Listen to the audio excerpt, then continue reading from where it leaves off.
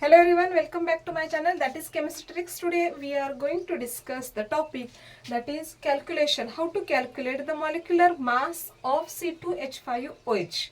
So how to calculate the molecular mass of C2H5OH? What is meant by C2H5OH? C2H5OH का मतलब होता है ethanol. C2 है, सो इसकी वजह से इसका कंपोनेंट क्या आएगा, इथेनॉल आएगा, OH है ना, ठीक है. सो इसके लिए हमें देखना पड़ेगा given quantity, given in the sense of आपको ये पता होना चाहिए एटॉमिक मास ऑफ कार्बन कितना होता है, एक्चुअली 12U होता है. हाइड्रोजन का कितना होता है 1, एंड ऑक्सीजन का कितना होता है हमारा, दैट इज 16 नाउ, ठीक है. This is the unit of atomic mass now, ठीक है.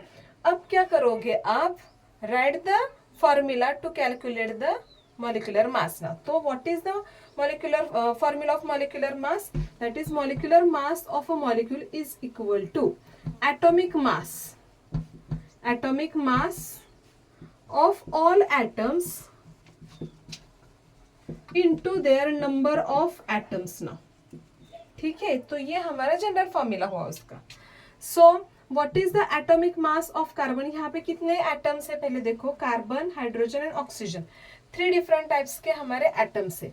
तो पहले तो देखते हैं कार्बन को. एटॉमिक मास ऑफ कार्बन कितना है 12, इंटू नंबर ऑफ कार्बन कितने हमारे 2, एक ब्रैकेट में उसको मैंने कंप्लीट किया.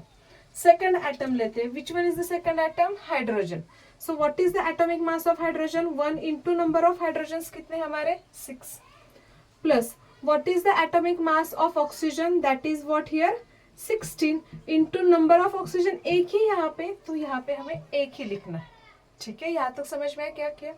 Then after this one 12 into 2 मतलब कितना हो रहा है हमारा 24, प्लस ये 6 आएगा, प्लस ये एज इट इज आएगा हमारा 16 ना, ठीक है.